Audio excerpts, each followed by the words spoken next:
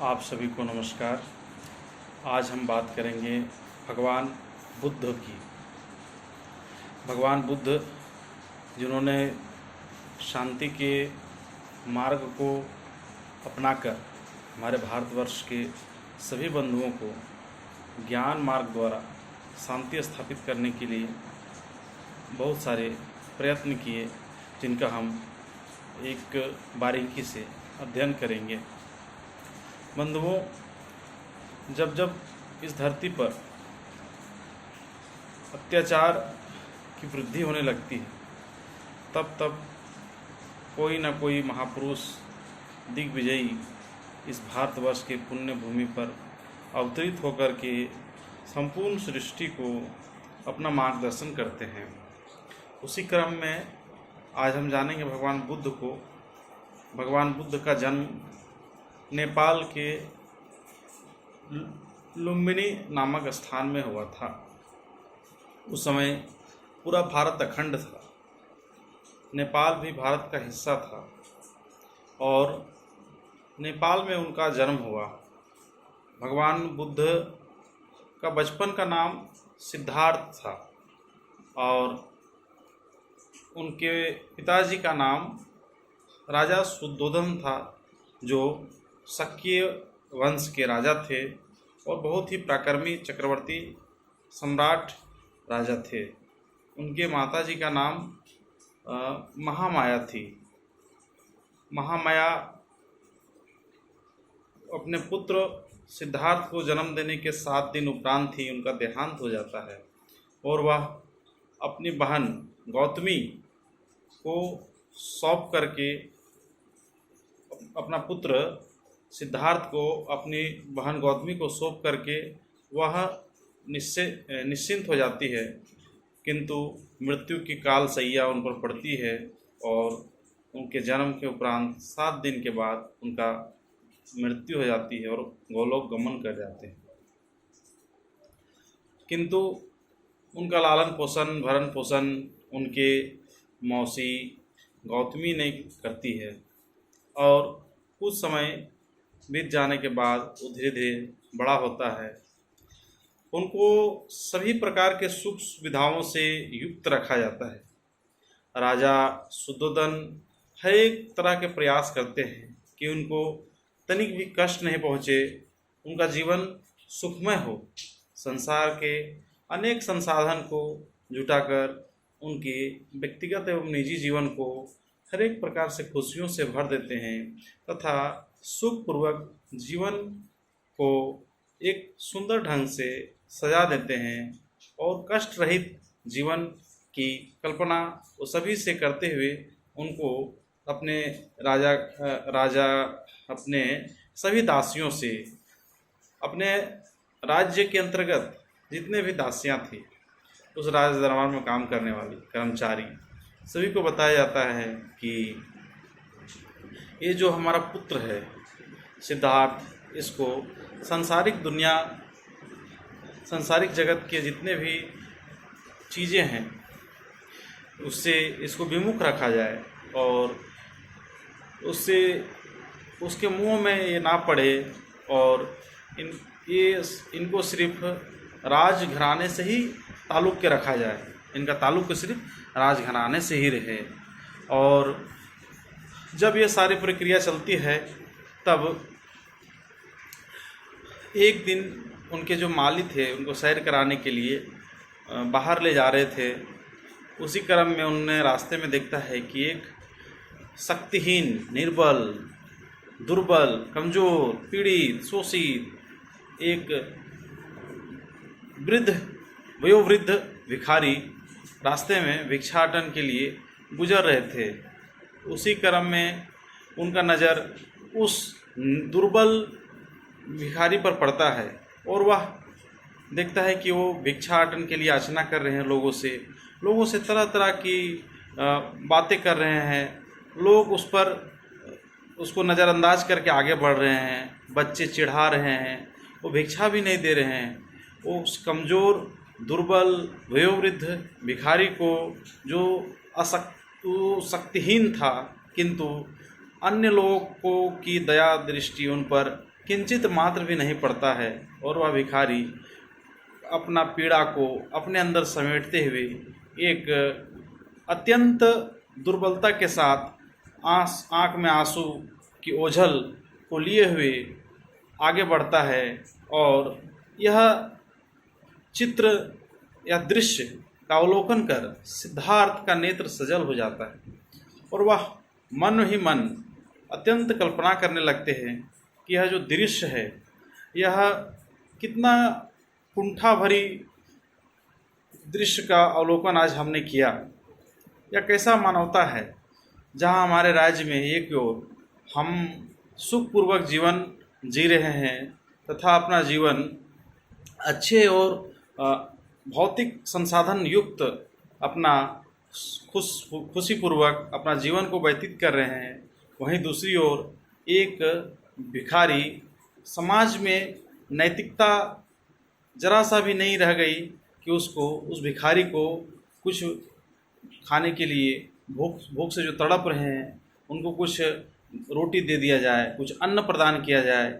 एक तरफ वो रो रहे हैं, वो पीड़ित भिखारी भिक्षाटन के लिए जिस तरह अपने आप को ठीक ढंग से अपना रोटी भी नहीं मांग पा रहे हैं, उनको लोग नज़रअंदाज करके भिक्षा भी नहीं दे रहे हैं, वो कितना दुखों को अपने अंदर समेटते हुए वो जीवन व्यतीत कर रहे हैं और हम दूसरी ओर सुखपूर्वक अपना जीवन जी रहे हैं। यह सारी घटनाएं उसके अंदर मानो मन को कचोट रहा था। उसका मन, बुद्धि, चित्त, अहंकार, ये सारे चीज़ कहीं ना कहीं अंदर ही अंदर एक प्रश्न खड़ा कर रहा था कि यह जो जीवन है यह सभी को समान रूप से मिला है, सभी को समान जीने का अधिकार है। तो फिर एक तरफ सुख की लहर और दूसरी तरफ दुख का दरिया, यह उनके मन में बिल्कुल प्रश्न उठते चला गया। और यह जो उनके अंदर जो ये सारे प्रश्न उठते थे उनके समाधान के लिए मन ही मन वो विचार करने लगे। इसके उपरांत उन्होंने देखा, एक बार उसके माली उसको जंगल की सैर कराने ले जा रहे थे, तब उसके राज दरबार के कोई कर्मचारी उसको जंगल सैर कराने के क्रम में उन्होंने देखा कि वहाँ पर एक देवदत्त नामक व्यक्ति ने एक हंस को मार गिराया। जब हंस को शिकार के दौरान मारा तो हंस घायल होकर के ज़मीन पर गिर गई और तड़पने लगी। उस तड़पते हुए हंस को देख करके सिद्धार्थ के मन में उसके प्रति दया, करुणा, वात्सल्यता प्रकट हुई और वह अविलंब शीघ्र ही उस हंस को बचाने के लिए दौड़ पड़े। उन्होंने उसी क्षण देखा कि वो हंस कितना घायल से, अपना शरीर को घायल से कितना तड़प रही थी, बिलख रही थी। उसकी पीड़ा को सहन कर वह खुद उस घायल होकर के अपने मानो प्राणों की रक्षा के लिए विनती कर रही हो। तो गौतम ने उसकी पीड़ा को देखते हुए उसकी पीड़ा को हरण करने के लिए तुरंत ही उसको अपने घर ले आया और उसका मलहम पट्टी करने लगा। तो देवदत्त भी साथ ही घर चलाया। देवदत्त ने देखा कि यह जो हंस है इसको शिकार हमने किया है तो यह हंस हमारा है, किंतु दोनों में मतभेद उत्पन्न हुआ और मतभेद होने के उपरांत दोनों आपस में तर्क संगत बातों को प्रस्तुत करने लगे कि यह हंस मेरा है, इसको शिकार हमने किया है। इधर सिद्धार्थ ने भी दावा पेश किया कि नहीं, ये हंस मेरा है क्योंकि इनका जान हमने बचाया है। दोनों में काफ़ी तर्क वितर्क होने के उपरांत या राज्यसभा में अपने इस विषय को लेकर के जाते हैं और महाराजा शुद्धोधन के सामने यह विषय आती है। उन्होंने सभी प्रजाओं को दलीलों को सुनते हुए और यह इस निर्णय पर पहुंचते हैं कि मारने वाला से अधिक उपयोगी, अधिक पौरुष बचाने वाला का होता है। अतः यह जो हंस है, ये हंस गौतम को अर्थात सिद्धार्थ का है, क्योंकि देवदत्त तुमने इस हंस को मारा है, इसके इसको पीड़ा दिया है, किंतु इसके पीड़ा के हरण के लिए जो कदम उठाया है वो सिद्धार्थ ने इसको बचा करके, और बहुत बड़ा मानवता के लिए एक अमूल्य उदाहरण है। इस प्रकार की कृतियों को देख करके उनके पिता शुद्धोधन के मन में विचार उत्पन्न होने लगा कि यह जो बालक है ये अन्य जीवों के प्रति इतना दयालुता, करुणा, वात्सल्य इनके अंदर जो है, यस, इस कारण ये संसार से कहीं विमुख नहीं हो जाए और हमारे चंगुल से छूट करके ये संसारी दुनिया में प्रवेश कर जाए। इसके लिए उनके विवाह के लिए उन्होंने चिंतन मनन करने लगा। तब तक गौतम के मन में बहुत सारे विचार आने लगे। उन्होंने मन ही मन विचार चलते थे कि जो जन्म है, जन्म क्या है, मृत्यु क्या है, बीमार व्यक्ति और बूढ़ा व्यक्ति, जन्म, मृत्यु, बीमार व्यक्ति, बूढ़ा व्यक्ति, ये सभी प्रकार का विचार उनके अंतःकरण, उनके चित्त में सतत चलने लगा। तब तक उनके पिता श्री शुद्धोधन राजा ने उनका विवाह एक यशोधरा नामक युवती से करा दिया। यशोधरा की उम्र 16 वर्ष थी और उन्होंने यशोधरा से उनका विवाह करा दिया। यशोधरा से विवाह के उपरांत उनका एक पुत्र हुआ जिनका नाम राहुल था। ये सब जानते हुए भी कि हमने गृहस्थ आश्रम में प्रवेश कर चुके हैं, उन्होंने पिता की आज्ञा को बंधन मान करके वह विवाह को तैयार हुए, किंतु अंतःकरण से, अंदर मन से वो विवाह के लिए इच्छुक नहीं थे। किंतु पिता के मर्यादाओं को पालन करते हुए उन्होंने विवाह को स्वीकार किया और उनके मन में एक अजब देशभक्ति की पीड़ा उत्पन्न होने लगा। सांसारिक जीवन को देखते हुए उन्होंने सोचने लगा कि यह जीवन सिर्फ भोग विलास के लिए नहीं अपितु समाज कल्याण के लिए मिला है। हम सभी इस जीवन की सार्थकता के लिए हमें सतत प्रयास करना चाहिए।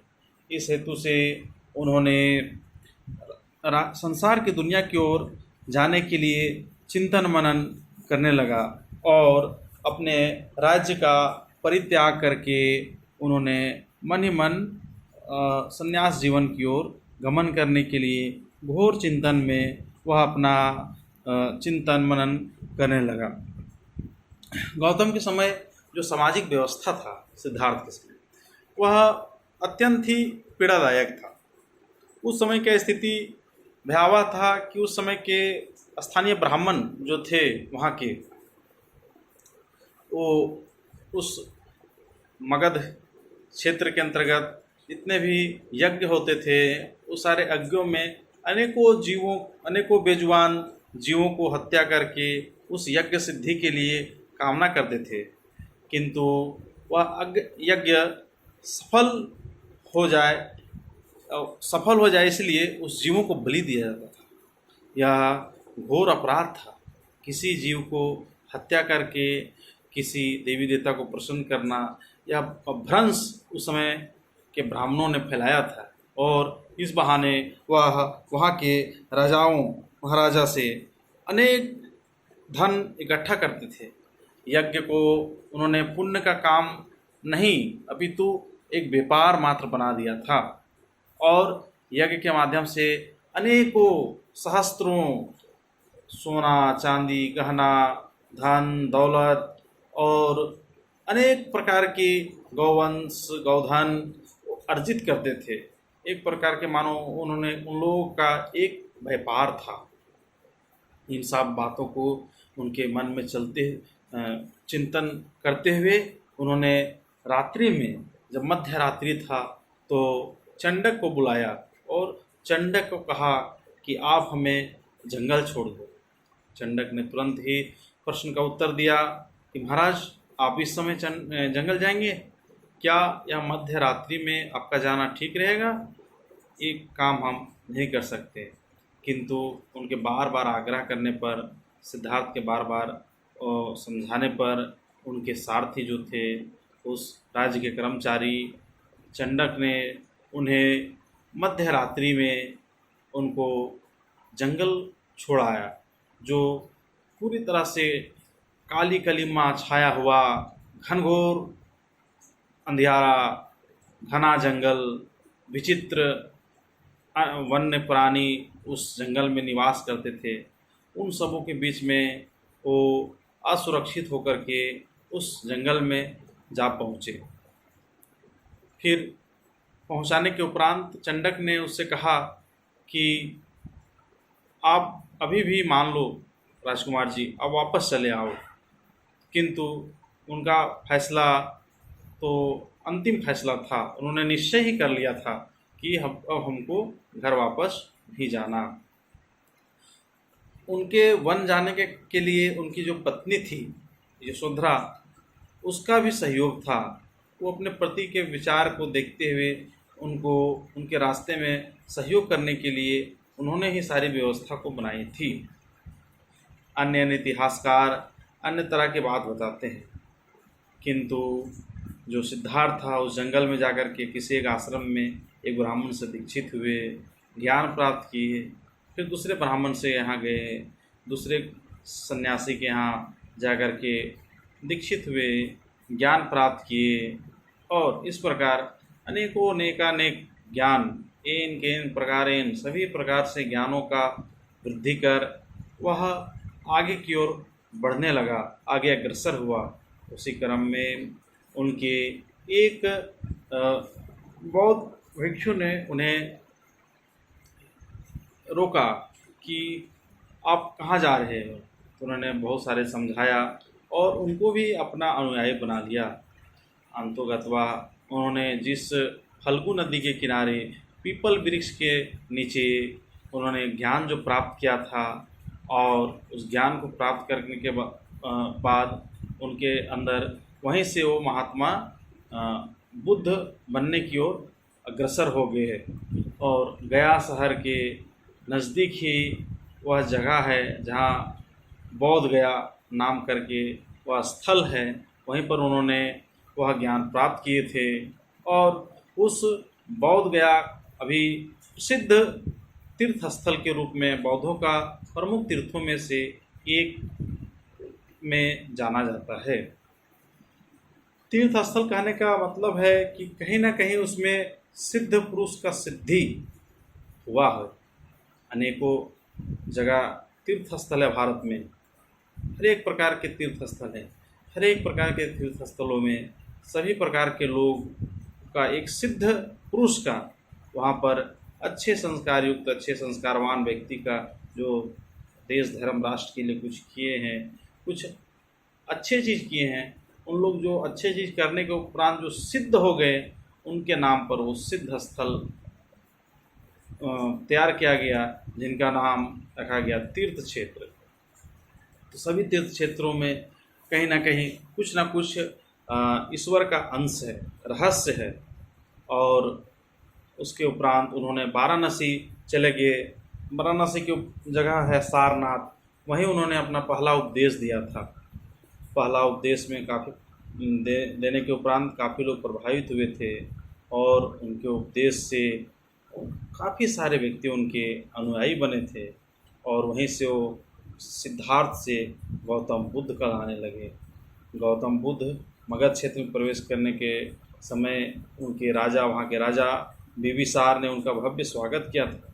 एवं जब पता चला कि ये हमारे शहर में गौतम बुद्ध आए हुए हैं, तो वो काफ़ी प्रभावित होकर उनके दर्शन को लालायित हुए, और उनके दर्शन को लेकर के वो अनेकानेक मन में चेष्टाएं करने लगे, और बहुत सारे उनसे मिलने की ललक, उनके अंदर जिज्ञासा पैदा होने लगा। इसी प्रकार महात्मा बुद्ध के कुछ सिद्धांत थे। उन्होंने उनका जो समिति होती थी वो 4 बार, काउंसिल जो था उनका 4 बार अधिवेशन हुआ। चारों बार में अलग अलग उपदेश पर इनका ज्ञानोपदेश देकर के भगवान बुद्ध ने उस समय उस कालखंड के लोगों को मार्गदर्शन किया, जिनका गवाह अभी भी उनके पुस्तकों द्वारा इतिहास के पन्नों में स्वर्णिम अक्षरों में दर्ज है। हम उसके कुछ पुस्तक हैं और सुत पीटिका और विनय विनय पीटिका नाम के कुछ पुस्तक में उसका उपदेश का अंश है, जो हम उसको पढ़ सकते हैं, उसका अध्ययन कर सकते हैं। उनका सिद्धांत था, उनके 8 सिद्धांत थे: सम्यक वाणी, सम्यक विचार, सम्यक समाधि, सम्यक व्यवहार, ऐसा कुछ ना कुछ हर इत्यादि प्रकार के 8 सिद्धांत थे। प्रत्येक सिद्धांत के पीछे बहुत बड़ा वैज्ञानिक कारण भी था। वो संसार में शांति स्थापित करने के लिए ज्ञान मार्ग की ओर, ज्ञान मार्ग द्वारा वह शांति स्थापित करना चाहते थे। उन्होंने कहा कि दुनिया में दुख है, दुख का कारण क्या है? मन की असीम क्षमताएं, मन की जो असीम लालसाएं हैं, उसको यदि समेट दिया जाए तो दुख नाश हो सकता है। ये संसार जो काफ़ी सारी भोग विलास त्राही से युक्त है, ये संसार जो क्षण भंगुर है, इस संसार में काफ़ी सारे लोग अपनी इच्छाएं चेष्टा करते रहते हैं, किंतु उन सभी इच्छाओं को मार दिया जाए तो व्यक्ति सुखी संपन्न हो सकते हैं। शांति मार्ग द्वारा यह परम वैभव को प्राप्त कर सकते हैं। ईश्वर की असीम क्षमताएं, जो निराकार परमात्मा है, उनकी उपासना करके हम मोक्ष की प्राप्ति कर सकते हैं। इत्यादि बातों को संकलन करते हुए उन्होंने भिक्षाटन के क्रम में अपने गांव जब पुनः अपना राज्य की ओर लौटा, तो उसी राज्य में भिक्षाटन के लिए जब उनके पिताश्री को पता चला, मालूम हुआ, तो उनके पिताश्री काफ़ी खुश हुए और उनके पिताश्री ने कहने लगा कि लोग द्वारा सुने हुए उनके दूतों द्वारा पहुंचाए गए सूचना के आधार पर उनके पिताजी ने उनके विश्वसनीयता, उनके तेजस्विता के बारे में सुनकर उनका मन प्रफुल्लित हुआ। वो प्रसन्नचित्त हुए और मन ही मन मानो फूले नहीं समा रहा था। वो अत्यंत खुश थे और अपने पुत्र की आगमन को लेकर के सारे नगरी में ढोल नगाड़े बजाने लगे और उनका पुत्र का आगमन होता है, उनका भव्य स्वागत होता है राजा द्वारा। किंतु उनका गौतम बुद्ध का जो मानना था कि नहीं, हम भिक्षाटन करके ही आगे बढ़ेंगे, हम घर वापस नहीं जाएंगे। उनके पिताजी का अनेक समझाने के बाद भी, क्या मैं आपके लिए सेवा के लायक नहीं हूँ जो आप भिक्षाटन कर रहे हैं? किंतु गौतम बुद्ध का यही जवाब था कि ये संसार जो एक बार हमने त्याग दिया, तो मेरा यह सिद्धांत है, मेरा यह धर्म है कि अब मैं उस घर को प्रवेश नहीं करूंगा और इसी रूप में मैं भिक्षाटन करके ही अपना जीवन को आगे बढ़ाऊंगा। और उसी क्रम में वो अपने पत्नी यशोधरा और बच्चे राहुल को भी दीक्षित करते हैं, उन्हें भी ज्ञान उपदेश देते हैं और उनको भी प्रचारक, धर्म प्रचारक बनाते हैं। बंधुओं, हम सभी को ज्ञात है कि उस समय लोगों की कथनी और करनी में समान होने के कारण उस समय कम न्यूनतम संसाधन में से भी उन लोगों का प्रचार अधिक होता था, क्योंकि जो लोग बोलते थे वह स्वयं के व्यवहार चरित्र आचरण में उतारते थे। और वर्तमान समय में हम देखते होंगे काफ़ी सारे प्रचार के माध्यम हैं, सोशल मीडिया है, अखबार है, प्रिंट मीडिया है, इलेक्ट्रॉनिक मीडिया है, इत्यादि संसाधन होने के उपरांत भी हमारा विचार सीमित रह जाती है, संकुचित रह जाती है, क्योंकि व्यक्ति जो बोलता है वो अपने व्यवहारिक जीवन में नहीं उतारता है।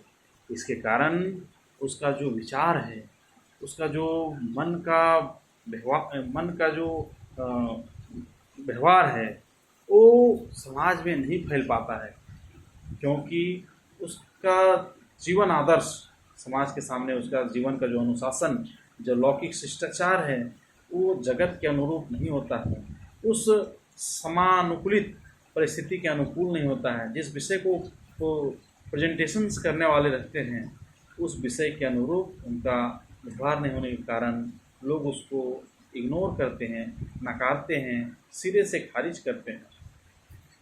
किंतु गौतम के समय ऐसा नहीं था। अपने सभी परिवार को अपने परिवार से शुरू किए। धर्म की शुरुआत, पंथ की शुरुआत मतलब कहाँ से शुरू करें, तो अपने परिवार के लोगों से। उनके परिवार के लोगों को उस दिशा में आगे बढ़ाए।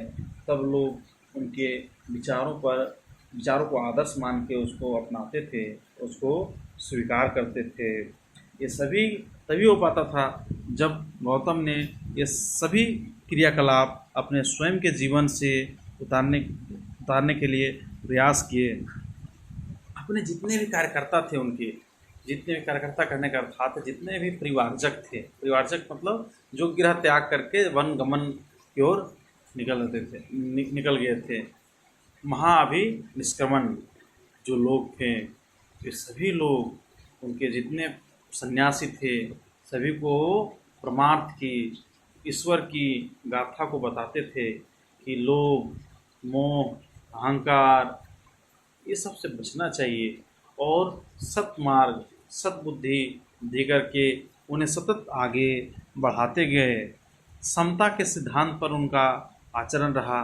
वो देखते थे कि अन्य साधु जंगल में जा कर के दूसरे एक कश्यप और नादि कश्यप नाम करके दो सन्यासी थे, किंतु अन्य सन्यासी उनके अन्य परिवारजक उनके संयम स्थल जो थे उसको लेकर के आपस में मतभेद होता था। उनके सैया पर कब्जा कर लेते थे। ये सब छोटी छोटी क्षुब्ध भावना को लेकर के उनका मन आहत होता था और भगवान बुद्ध पुनः उन सबको मार्गदर्शन करते थे और बताते थे कि ये सब छोटी घटनाओं को से अपने आप को विरक्त रखना चाहिए, क्योंकि हम न्यूनतम संसाधन में जीने वाले लोग हैं। हम समाज में आदर्श प्रस्तुत करने वाले लोग हैं। अतः हम सभी समाज में एक अच्छे आदर्श कैसे बन सके इसकी चिंता करना चाहिए। हमने जो लक्ष्य लिया है, जो हमने जो सिद्धांत पर चलने के विचार किया है, उस पर हम अधिक से अधिक फोकस करें। एक उसी क्रम में उन लोग वन गमन के क्रम में एक पोलित और मौदलिक नामक भी परिवारजक जुड़ जाते हैं और आगे में एक सुरमय आम्रपाल करके नगरी में उन लोगों का प्रस्थान होता है। वहाँ प्रस्थान करते के साथ ही वहाँ के एक प्रसिद्ध वैश्या आम्रपाली भी अत्यंत खुश होकर के वह भी चेष्टा करने लगती है कि भगवान बुद्ध मेरे नगरी में आई है, उनके दर्शन के लिए मैं भी ललाहित हूँ, किंतु मैं एक वैश्या हूँ। मेरे चरित्र कर्म को लेकर के क्या मैं उसके पास जा पाऊँगी? इस बात को लेकर के वो उनके मन में एक कचोट सा रहा था। किंतु आम्रपाली ने सोचा कि नहीं, एक बार तो मैं प्रयास करता हूँ, मैं वहाँ पर जाऊँगा। वो भगवान बुद्ध के पास जाती हैं, अब सारा विषय रखती हैं और कहती हैं कि मैं एक वैश्या हूँ, फिर भी मैं आपके दर्शन के लिए अभिलाषी हूँ। भगवान बुद्ध ने उस पर भी प्रकाश डालते हुए कहते हैं कि आप कार्य से वैश्या हैं, किंतु चरित्र आपका पवित्र है, इसलिए आप शुद्ध चरित्र मन से मेरे पास आई हैं, इसलिए मैं आपको मार्गदर्शन दूंगा, मैं आपको ज्ञान दूंगा, मैं आपके विचारों से अवगत होकर के मैं आपको सहमति प्रदान करूंगा। और उनके दर्शन से मानो आम्रपाली धन्य धान्य महसूस करती है और वह पुनः उनको एक रात्रि भोजन के लिए निमंत्रित करती है, किंतु वो रात्रि भोजन अधिक आग्रह करने पर भगवान बुद्ध स्वीकार करते हैं और वह वापस लौटने के क्रम में आम्रपाली एक लक्ष्मणी नामक व्यक्ति मिलते हैं, जो कहते हैं, जिनको आम्रपाली ने अपना सारा विषय बताती हैं और वो सारे विषय को बता करके लवछानी को कहते हैं कि भगवान बुद्ध कल मेरे यहाँ भोजन पर आएंगे। अछौनी बोलता है, एक यार नहीं हो सकता, किंतु एक कृपा करो कि वो जो भगवान बुद्ध आए हैं उनको मेरे यहाँ भोजन कराओ। इस पर वो चिंतन में पड़ जाती है, वो कहती नहीं, अब तो मैं उनको एक बार मैंने वचन दे चुका हूँ और उनको मैं कल निमंत्रित करके ही रहूँगी। इस पर अछौनी तुरंत भगवान बुद्ध के पास जाता है, उन्हें भी अपना प्रस्ताव उनके समक्ष रखता है, किंतु भगवान बुद्ध ने उसको इनकार कर देता है और यह कह कर के उसको सिरे से खारिज करता है कि कल मेरा भोजन आम्रपाली के यहाँ तय है, मैं नहीं जाऊँगा। इस तरह से भगवान बुद्ध ने आम्रपाली के यहाँ जाता है और उनके यहाँ भोजन करता है। आगे चल कर के जब मगध क्षेत्र में एक ब्राह्मणों का गांव था, वहाँ पर उनका प्रवेश होता है और उस ब्राह्मणों के गांव में भगवान बुद्ध के प्रवेश के साथ ही सभी लोगों में खुशी की लहर दौड़ पड़ती, किंतु सभी लोग असमंजस में पड़े हुए थे। वहाँ पर जितने लोगों का आगमन हुआ है, प्रवेश हुआ है उस गांव में, उस नगरी में, सभी ने अपने अपने सिद्धांतों का आदर्श बताया है। इस बात का उल्लेख भगवान बुद्ध के सामने उस नगरवासी करते हैं, तो भगवान बुद्ध इस पर प्रकाश डालते हुए कहते हैं कि आप सभी को यह विचार करना चाहिए कि अपने व्यक्तिगत आचरण में जो बातें उतरती हो, जो बातें लागू होती हो, उसी अपने व्यक्तिगत चरित्र व्यवहार आचरण के कसौटी पर उसके मापदंड के अनुसार जो बातें उपयुक्त हो उसी को आदर्श मानना चाहिए, ना कि वो आपके प्रिय हैं, वो आपके करीब हैं, वो आपके सगे संबंधी हैं, इस हेतु नहीं, किंतु आपको अपने व्यक्तिगत लाभ उस बात से महसूस होती हो, उस कसौटी के आधार पर उस बात को आदर्श मानना चाहिए। यह ज्ञान उपदेश देते हुए भगवान बुद्ध ने उन सभी ब्राह्मण परिवार को अब उसके प्रश्न को, उसके जिज्ञासा का समाधान करते हैं, उसका संतुष्ट करते हैं और इसी सिद्धांत के बाद वो आगे बढ़ने लगते हैं। आगे बढ़ने के क्रम में बहुत सारे लोगों के मन में, उनके परिवारजन के मन में थोड़ा बहुत क्षुब्ध भावना आती रहती है, किंतु सहकारी जीवन, सभी लोग को एक साथ लेकर के चलना, ओम संगच्छध्वं संवतध्वं संवो मनांसि जानताम देवा भागम यथा पूर्वी संजानाना उपासते। मतलब साथ साथ बोलो, स्वर से स्वर मिला करके बोलिए, कदम से कदम मिला करके चलो, तुम्हारे मन में समान बोध हो, जो विचार भी चल रहा है वो भी समान हो, इसलिए सब लोग का विचार भी समान हो, सभी एक प्रकार से सोए, एक प्रकार से उठे, एक प्रकार से बैठे, एक प्रकार से रहे, एक प्रकार से खाए, सभी प्रकार के आचरण जो है, सभी प्रकार की क्रियाएँ समान करें। इसलिए हम लोगों के लिए जीवन में सहकारी जीवन की आवश्यकता है। जीवन की कालचक्र आगे बढ़ता है, जीवन चक्र, और उसमें एक डाकू अंगुलीमाल नाम एक व्यक्ति मिलता है। वह डाकू काफ़ी दुर्दांत और भयावह था। उन्होंने कई सारे जघन्य अपराध किए थे, किंतु उन सारे अपराधों को उनको तनिक भी चिंता नहीं थी। और डाकू अंगुलीमाल ने जिनको भी मारता था, उनका सिद्धांत था कि जिनको भी मारता था उसका एक अंगुली काट करके अपने गले का हार बनाता था और उस हार को पहनता था। वो काफ़ी लोगों को, लगभग सैकड़ों लोगों को मार चुका था। और उसी क्रम में भगवान बुद्ध का उससे मुलाकात होती है। मुलाकात के उपरांत आपस में वार्ता होती है और उसको धमकी देने लगते हैं कि मैं भी आपका वध करूंगा, आपको मार डालूंगा। किंतु भगवान बुद्ध के अनेक समझाने के बाद, उसको तर्कसंगत बातें रखने के उपरांत, उसमें उसके अंदर जो कुटिलता थी, उसके अंदर जो क्षुब्ध भावना थी, उसके अंदर जो तृष्णा थी, उसके अंदर जो लोभ, क्षोभ, अहंकार, वो सब दूर हो जाता है और वह परमार्थ की ओर आगे बढ़ने के लिए भगवान बुद्ध के शरणागत हो जाता है। इसी प्रकार जब भगवान बुद्ध यात्रा करने के उपरांत उनका उम्र काफ़ी ढल गया और वह एक वृद्धावस्था में आ गए। तो जब वो संयम अवस्था में थे, एक दिन एक रात एक सुभद्र नामक व्यक्ति को पता चला कि भगवान बुद्ध मेरे नगर में आए। तो उसके मन में भी खुशी की लहर दौड़ पड़ी और वह चेष्टा करने लगा भगवान बुद्ध से मिलने के लिए। किंतु भगवान बुद्ध उस समय अपने निद्रा में मगन थे, सोए हुए थे, शयन मुद्रा में वह थे। उनका जो निजी सचिव था, परिवारजक आनंद, उन्होंने उस सुभद्र को मिलने से इनकार करता है और बात के उपयुक्त समय बताकर उनको फिर से आने को कहता है। किंतु सुभद्र ने भी निश्चय कर लिया था कि हमको मिलना तो आज ही है।